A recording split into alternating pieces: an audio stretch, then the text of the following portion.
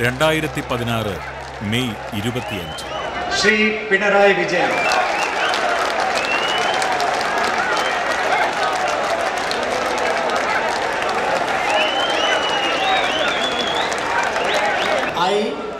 പിണറായി വിജയനായ ഞാൻ നിയമം വഴി സ്ഥാപിതമായ ഭാരതത്തിൻ്റെ ഭരണഘടനയോട് നിർവ്യാജമായ വിശ്വസ്തതയും കൂറും പുലർത്തുമെന്നും ഭരണഘടനയും നിയമവുമനുസരിച്ച് ഭീതിയോ പക്ഷപാതമോ പ്രീതിയോ വിദ്വേഷമോ കൂടാതെ എല്ലാ തരത്തിലുള്ള ജനങ്ങൾക്കും നീതി ചെയ്യുമെന്നും സഗൗരവം പ്രതിജ്ഞ ചെയ്യുന്നു.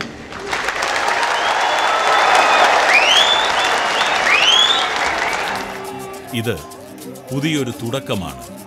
സാമൂഹിക നീതിയിലും സുതാര്യതയിലും സുസ്ഥിരതയിലുമൂന്നിയ വികസന നേട്ടങ്ങളിലേക്കുള്ള തുടക്കം.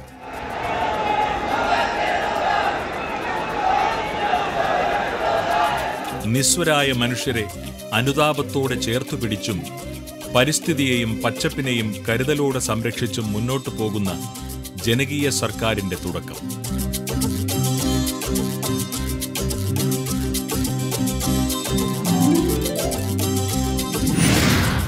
അധികാരമേറ്റ് ഒരു വർഷത്തിനിടെ സർക്കാർ സ്വന്തമാക്കിയത് അഭിമാനാർഹമായ നേട്ടങ്ങൾ.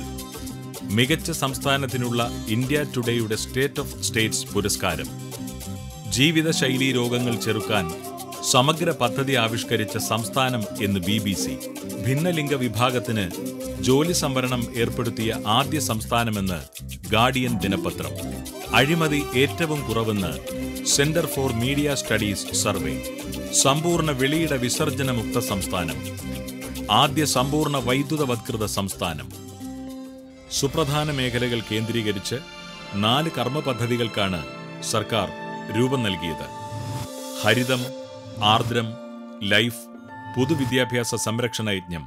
നാടിനെയും ജനതയെയും ഒരുപോലെ നവീകരിക്കുക എന്ന ലക്ഷ്യമാണ് ഈ കർമ്മ പദ്ധതികൾക്കുള്ളത്. വൃത്തിയും ജലസമൃദ്ധിയും വീണ്ടെടുക്കാനും സുരക്ഷിതമായ ഭക്ഷ്യവസ്തുക്കളുടെ ഉത്പാദനം വർദ്ധിപ്പിക്കാനുമാണ് ഹരിത കേരളം കർമ്മ പദ്ധതി. നമ്മുടെ നെല്ല് നമ്മുടെ അന്നം എന്ന മുദ്രാവാക്യവുമായി നെൽവർഷം ആചരിക്കുമ്പോൾ നെൽപ്പാടങ്ങൾ വീണ്ടും കതിരണിഞ്ഞു. തരിശായി കിടന്ന 15,000 ഏക്കർ സ്ഥലത്ത് നെൽകൃഷി തുടങ്ങി. വികസനത്തിന്റെ പേരിൽ ഇല്ലാതാക്കാൻ ശ്രമിച്ച ആറന്മുളയിലും മെത്രാൻ കായലിലും റാണി ചിത്തിര കായലിലും കൃഷിയിറക്കി. നെൽവയൽ തണ്ണീർത്തട സംരക്ഷണ നിയമപ്രകാരം 1000-ഓളം പഞ്ചായത്തുകളിൽ ഡാറ്റാ ബാങ്ക് തയ്യാറായി. വനമേഖലയിലെ 3000 ജലസ്രോതസ്സുകൾ കണ്ടെത്തുകയും സംരക്ഷിക്കാനുള്ള നടപടികൾ ആരംഭിക്കുകയും ചെയ്തു. നാളികേര കൃഷിക്കായി സംസ്ഥാനത്തുടനീളം കേരഗ്രാമങ്ങൾ രൂപീകരിച്ചു.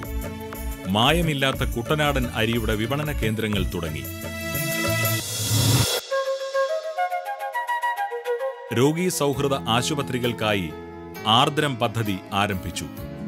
ആധുനിക വൈദ്യരംഗത്തെ സ്ഥാപനങ്ങളെ ബന്ധിപ്പിച്ച് ഇന്ത്യയിലെ ആദ്യ ഹെൽത്ത് പദ്ധതി തുടങ്ങി. സ്വാശ്രയ കോളേജുകളിലെ തലവരി തടഞ്ഞ് മെറിറ്റ് ഉറപ്പാക്കി. ക്യാൻസർ ചികിത്സയ്ക്ക് ചെലവ് കുറഞ്ഞ് വിപുലമായ സംവിധാനം ഏർപ്പെടുത്തി. 5 സർക്കാർ മെഡിക്കൽ കോളേജുകളിൽ ക്യാൻസർ കേന്ദ്രങ്ങൾ തുടങ്ങുകയാണ്. അങ്കണവാടികളിൽ ക്രഷ് ആരംഭിക്കാൻ തീരുമാനിച്ചു.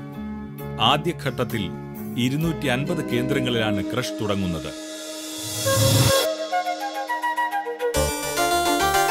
വീടില്ലാത്ത സാധാരണക്കാർക്കെല്ലാം സുരക്ഷിതമായ വീടും ജീവനോപാധിയും ഉറപ്പാക്കുന്ന സമ്പൂർണ്ണ ഭവന പദ്ധതിയാണ് ലൈഫ്. പാവങ്ങൾക്ക് ഭൂമി നൽകാൻ എല്ലാ താലൂക്കിലും ലാൻഡ് ബോർഡ് തയ്യാറായി. സാധാരണക്കാരന് വീട് വയ്ക്കാൻ തടസ്സമില്ലാതാക്കുന്നതിന് ജില്ലാ കളക്ടർമാർക്ക് നിർദ്ദേശം നൽകി. കയ്യേറ്റങ്ങൾ തടയാൻ ജില്ലാ താലൂക്ക് തലങ്ങളിൽ സ്ക്വാഡുകൾ രൂപീകരിച്ചു. അനധികൃത നിലം നികത്തൽ തടയാൻ കർശന നടപടി സ്വീകരിച്ചു. അർഹതപ്പെട്ടവർക്കെല്ലാം പട്ടയം നൽകി തുടങ്ങി. 20,000-ഓളം പേർക്ക് പട്ടയം നൽകി. ഇടുക്കിയിൽ മാത്രം 10,000 പേർക്ക് പട്ടയം നൽകി. റീസർവേ പുനരാരംഭിച്ചു. 6 പുതിയ റവന്യൂ ഡിവിഷനുകൾ അനുവദിച്ചു. റവന്യൂ വകുപ്പിൽ നിന്നുള്ള എല്ലാ സർട്ടിഫിക്കറ്റുകളും ഓൺലൈനാക്കി.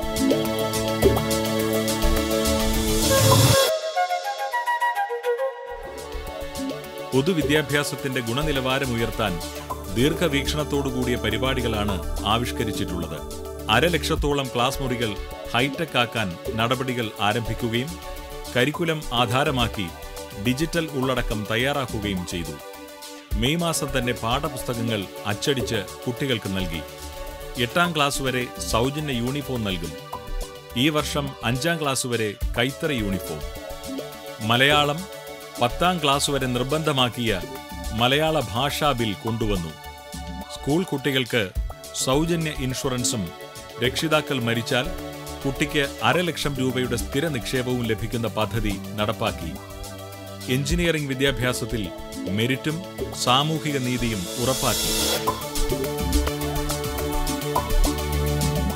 നിശ്ചയദാർഢ്യമുള്ള ഭരണ നേതൃത്വം വൻകിട പദ്ധതികൾ അതിശയകരമായ വേഗത്തിലാണ് സാക്ഷാത്കരിക്കുന്നത്. ഇന്ത്യയിലെ 5ാമത്തെ വലിയ വിമാനത്താവളമായ കണ്ണൂർ സെപ്റ്റംബറിൽ പ്രവർത്തനക്ഷമമാകും.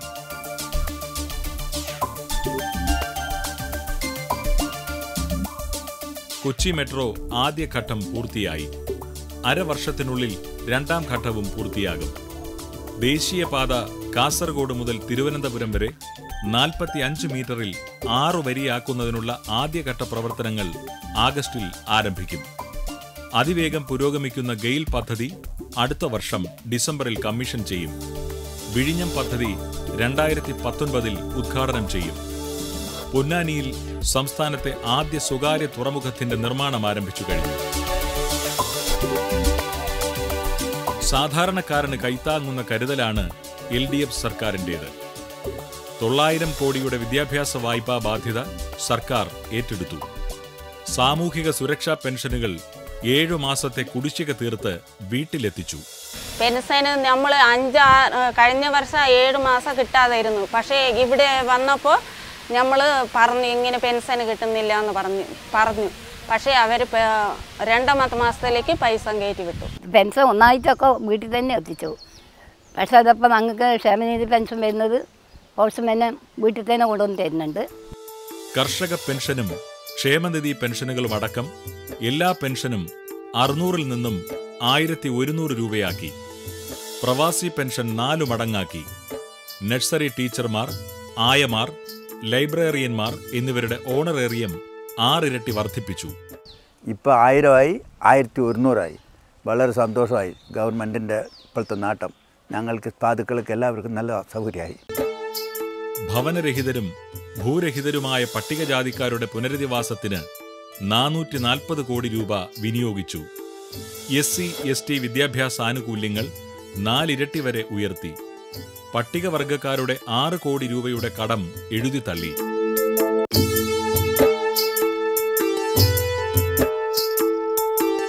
കയർ, കശുവണ്ടി, മത്സ്യബന്ധനം തുടങ്ങിയ പരമ്പരാഗത മേഖലകളിൽ ക്രിയാത്മകമായ ഇടപെടലാണ് സർക്കാർ നടത്തിയത്. പൂട്ടിക്കിടന്ന കാഷ്യൂ കോർപ്പറേഷന്റെയും കാപെക്സിന്റെയും 40 കശുവണ്ടി ഫാക്ടറികൾ ഈ സർക്കാർ തുറന്നു. 18,000 തൊഴിലാളികൾക്കാണ് ഇതുവഴി തൊഴിൽ തിരികെ കിട്ടിയത്. പൂട്ടിക്കിടക്കുന്ന സ്വകാര്യ ഫാക്ടറികൾ പകുതിയിലധികം ഇതിനകം തുറന്നു പ്രവർത്തനം ആരംഭിച്ചു. കശുവണ്ടി തൊഴിലാളികളുടെ ബോണസ് ഇനത്തിൽ 16 കോടിയും ഗ്രാറ്റുവിറ്റിയും നൽകി. കയർ പുനഃസംഘടനയ്ക്ക് സർക്കാർ തുടക്കം കുറിച്ചു. പരമ്പരാഗത തൊഴിലാളികൾ ഉത്പാദിപ്പിക്കുന്ന കയറുൽപ്പന്നങ്ങൾ മുഴുവൻ ശേഖരിച്ചു വിറ്റഴിക്കാൻ ഉത്തർപ്രദേശ് സർക്കാരുമായി ഉടമ്പടിയുണ്ടാക്കി. കയറുൽപ്പന്ന സംഭരണത്തിൽ 20% വളർച്ചയുണ്ടായി. 5 വർഷം കൊണ്ട് എല്ലാ മത്സ്യത്തൊഴിലാളികൾക്കും ഭൂമിയും വീടും നൽകാനുള്ള പദ്ധതിയുടെ ആദ്യഘട്ടം പൂർത്തിയാക്കി. കടലാക്രമണത്തിൽ ഭൂമിയും വീടും നഷ്ടമായവർക്കായി 25 കോടിയുടെ പാക്കേജിന് സർക്കാർ അംഗീകാരം നൽകി. ഹാച്ചറികളുടെ നവീകരണത്തിനും കൃത്രിമ പാലുകൾ സ്ഥാപിക്കുന്നതിനും നടപടികളായി.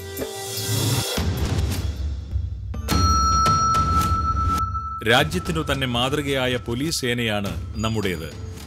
പഴുതടച്ച കുറ്റാന്വേഷണ മികവിലൂടെ ജിഷ കേസും നന്ദൻകോട് കൊലപാതകവും ഹൈടെക് ATM കവർച്ചയുമൊക്കെ തെളിയിക്കാനായി. ജനമൈത്രി പദ്ധതി എല്ലാ സ്റ്റേഷനുകളിലേക്കും വ്യാപിപ്പിച്ചു. സ്ത്രീ സുരക്ഷയ്ക്കായി പിങ്ക് പട്രോളും പിങ്ക് ബീറ്റും ഉൾപ്പെടെയുള്ള നിരീക്ഷണ സംവിധാനങ്ങൾ കൂടുതൽ ജില്ലകളിലേക്ക് വ്യാപിപ്പിച്ചു.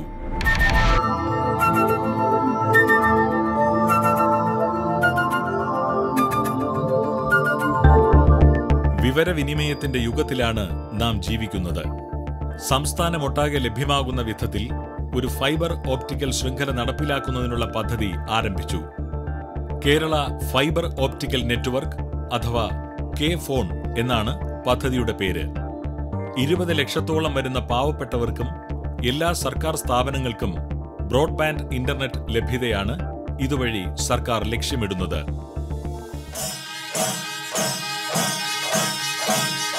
സാംസ്കാരിക രംഗത്ത് ശക്തമായ ഇടപെടലാണ് പിണറായി വിജയൻ സർക്കാർ നടത്തുന്നത്.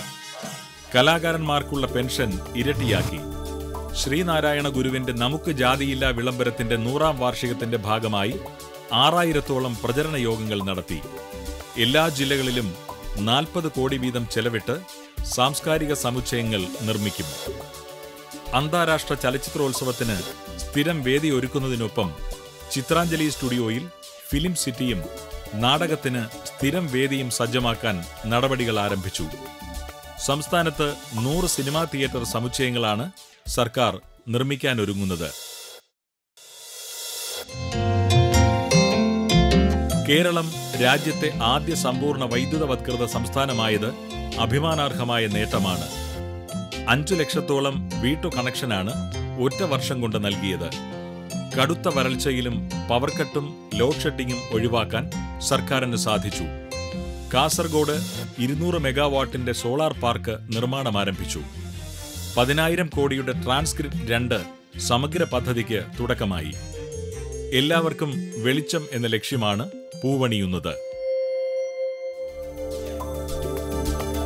സംസ്ഥാന ധനകാര്യ മാനേജ്മെന്റിൽ ചരിത്രപരമായ ഇടപെടലാണ് കിഫ്ബിയിലൂടെ പിണറായി വിജയൻ സർക്കാർ നടത്തിയിരിക്കുന്നത്.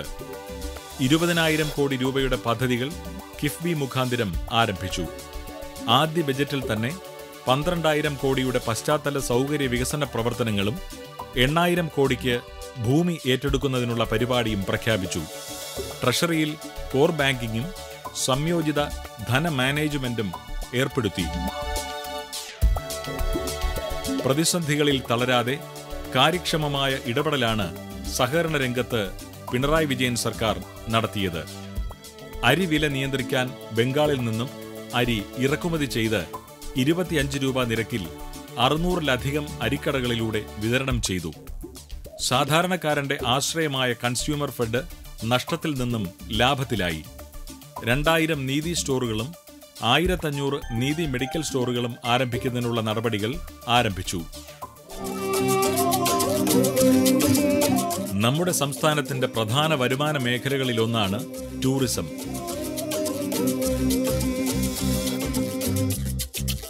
$84 കോടി രൂപയുടെ ടൂറിസം പദ്ധതികൾക്കാണ് സർക്കാർ ഭരണ അനുമതി നൽകിയത്. ഹൗസ് ബോട്ടുകളുടെ സുരക്ഷിതത്വം ഉറപ്പുവരുത്താൻ ട്രാക്കിംഗ് സംവിധാനം ഏർപ്പെടുത്തി. അഡ്വഞ്ചർ പാർക്കുകൾ എല്ലാ ജില്ലകളിലും സ്ഥാപിക്കും. ജഡായുപ്പാറ ടൂറിസം പദ്ധതി അടുത്ത ഓണത്തിന് പ്രവർത്തന സജ്ജമാകും. കൊച്ചി ബിനാലെ രാജ്യാന്തര തലത്തിൽ ശ്രദ്ധേയമാക്കി. കായിക രംഗത്ത് വലിയ മുന്നേറ്റമുണ്ടായ ഒരു വർഷമാണ് കടന്നുപോകുന്നത്. കണ്ണൂർ സ്പോർട്സ് ഡിവിഷനും GV രാജ സ്കൂളും കായിക വകുപ്പ് ഏറ്റെടുത്തു. എല്ലാവർക്കും യോഗ എന്ന പദ്ധതി ആരംഭിച്ചു. ആരോഗ്യമുള്ള തലമുറയെ വാർത്തെടുക്കാൻ കായികക്ഷമതാ മിഷനും ഒളിമ്പിക്സ് മെഡൽ ലക്ഷ്യമാക്കി ഓപ്പറേഷൻ ഒളിമ്പിയ പദ്ധതിയും നടപ്പാക്കാൻ ഒരുങ്ങുകയാണ് കായിക വകുപ്പ്. 2 വർഷം കൊണ്ട് സ്വയം പര്യാപ്തത കൈവരിക്കുക എന്ന ലക്ഷ്യവുമായി മുന്നേറുകയാണ് ക്ഷീരോത്പാദക മേഖല. സമ്പൂർണ്ണ കന്നുകാലി ഇൻഷുറൻസും വിഷബാധ പ്രതിരോധ വാക്സിൻ കേരളത്തിൽ തന്നെ ഉത്പാദിപ്പിക്കാനുള്ള തീരുമാനവുമെല്ലാം ഇതിന്റെ ഭാഗമാണ്.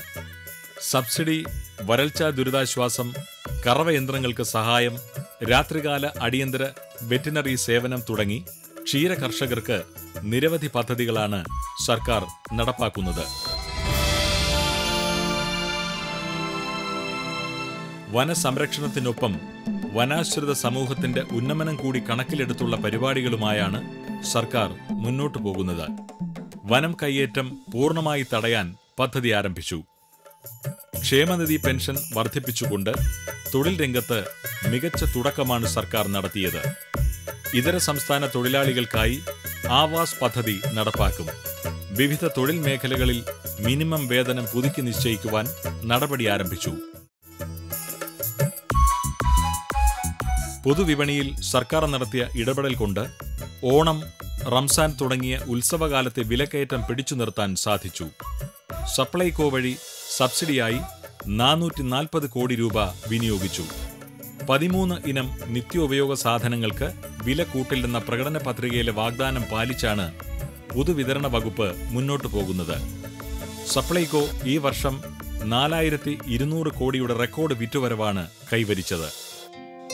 സംസ്ഥാനത്തിന്റെ സ്വത്താണ് പൊതുമേഖലാ സ്ഥാപനങ്ങൾ.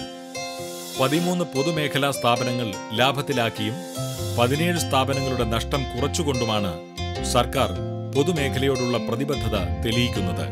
പുതുതായി 13,000-ലേറെ സൂക്ഷ്മ, ചെറുകിട, ഇടത്തരം സംരംഭങ്ങൾ തുടങ്ങി. എല്ലാ ജില്ലാ വ്യവസായ കേന്ദ്രങ്ങളിലും ബിസിനസ് ഇൻക്യുബേഷൻ സെന്ററുകൾക്ക് നടപടിയായി. സംരംഭകർക്ക് എല്ലാ ലൈസൻസുകളും ഒരു അപേക്ഷയിലൂടെ ലഭ്യമാകുന്ന സിംഗിൾ വിൻഡോ ക്ലിയറൻസ് നടപ്പാക്കി. പൊതുമരാമത്ത് വകുപ്പിൽ സമഗ്ര മാറ്റത്തിനാണ് പിണറായി വിജയൻ സർക്കാർ തുടക്കമിട്ടത്.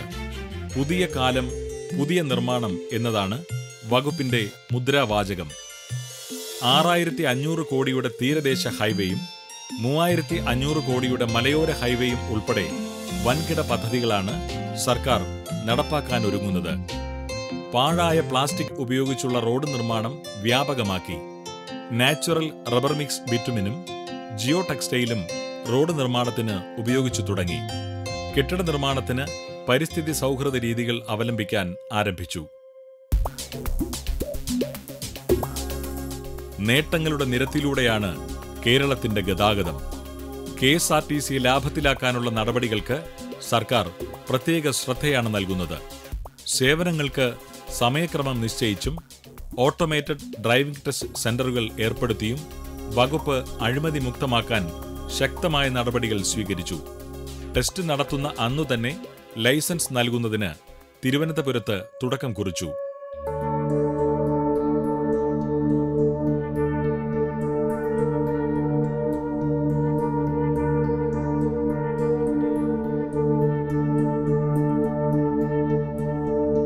അസാധാരണമായ വരൾച്ചയ്ക്കാണ് കേരളം അടുത്തിടെ സാക്ഷ്യം വഹിച്ചത്. രൂക്ഷമായ വരൾച്ചയുടെ മുന്നിൽ പകച്ചു നിൽക്കുകയല്ല സർക്കാർ ചെയ്തത്.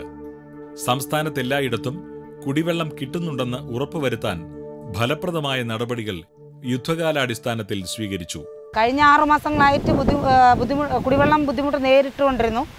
ഇപ്പോഴത്തെ സർക്കാർ ഓരോ വീടുകൾ കേന്ദ്രീകരിച്ച് വെള്ളം ഒഴിക്കുന്നത് സന്തോഷമാണ്. പൂർണ്ണമായും ജല അതോറിറ്റിയെ ആശ്രയിക്കുന്ന നഗരമാണ് തിരുവനന്തപുരം. തലസ്ഥാനം അകപ്പെട്ടു പോകുമായിരുന്ന വലിയ കുടിവെള്ള പ്രതിസന്ധിയിൽ നിന്നും രക്ഷപ്പെട്ടത് ഇച്ഛാശക്തിയോടുകൂടിയ സർക്കാർ ഇടപെടൽ ഒന്നുകൊണ്ട് മാത്രമാണ്. പേപ്പാറ ഡാമിലെ ജലനിരപ്പ് അപകടകരമാം വിധം താണു.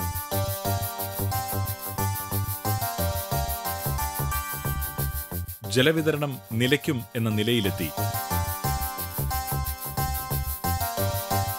വിവിധ വകുപ്പുകളുടെ സഹകരണത്തോടെ പ്രതിദിനം 11.25 കോടി ലിറ്റർ ജലം നെയ്യാറിൽ നിന്നും കരമനയാറ്റിൽ എത്തിക്കുവാൻ കഴിഞ്ഞത് അസാധാരണമായ ഒരു ഭരണനേട്ടം തന്നെയാണ്. പകരം വയ്ക്കാനില്ലാത്ത പ്രതിജ്ഞാബദ്ധതയുടെ കയ്യൊപ്പ് പതിഞ്ഞ ഭരണനേട്ടം. നേട്ടങ്ങളുടെ പട്ടികയിൽ ഇനിയുമേറെയുണ്ട്. പൂർത്തീകരിക്കാനുള്ള പ്രതീക്ഷകളുടെയും നിറവേറ്റപ്പെടാനുള്ള ഉത്തരവാദിത്വങ്ങളുടെയും വരും ദിനങ്ങളിലേക്ക് നമുക്കൊരുമിച്ച് മുന്നേറാം. സർക്കാർ ഒപ്പമുണ്ട്. പരിവർത്തനത്തിന്റെ പുതുകേരളം, ഹരിതമായ ആർദ്രമായി നവകേരളം. പരിവർത്തനത്തിന്റെ പുതുകേരളം, ഹരിതമായ ആർദ്രമായി നവകേരളം. മികവാർന്ന പൊതുപാഠശാലകൾ, വീടുകൾ, സകലർക്കും അഭിവൃദ്ധി ഇതു കേരളം. മികവാർന്ന പൊതുപാഠശാലകൾ, വീടുകൾ, സകലർക്കും അഭിവൃദ്ധി ഇതു കേരളം. സകലർക്കും അഭിവൃദ്ധി ഇതു കേരളം.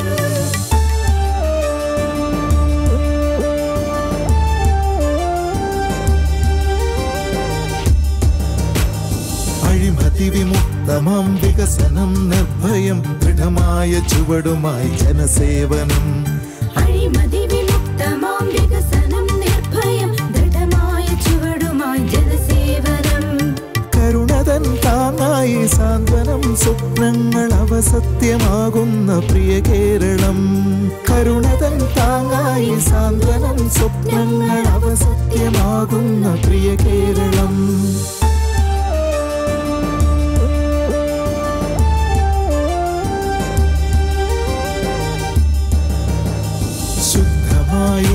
പരിസ്ഥിതി ഭക്ഷണം തുല്യമാം നീതി സുരക്ഷിത ജീവിതം ശുദ്ധമായുള്ള പരിസ്ഥിതി ഭക്ഷണം തുല്യമാം നീതി സുരക്ഷിത ജീവിതം പറ്റാതുറവ നിരന്തരം വൈദ്യുതി മെച്ചമാകുന്ന സഞ്ചാരമാരോഗ്യം ഒപ്പമുണ്ടിന്നൊരു സർക്കാർ നമുക്കിനി നന്മയിലേക്കൊരു മിച്ചു മുന്നേറാം ഒപ്പമുണ്ടിന്നൊരു സർക്കാർ നമുക്കിനി നന്മയിലേക്കൊരു മിച്ചു മുന്നേറാം പരിവർത്തനത്തിന്റെ പുതുകേരളം ഹരിതമായ ആർദ്രമായി നവകേരളം മികവാർന്ന പൊതുപാഠശാലകൾ വീടുകൾ സകലർക്കും അഭിവൃദ്ധി ഇതു കേരളം സകലർക്കും അഭിവൃദ്ധി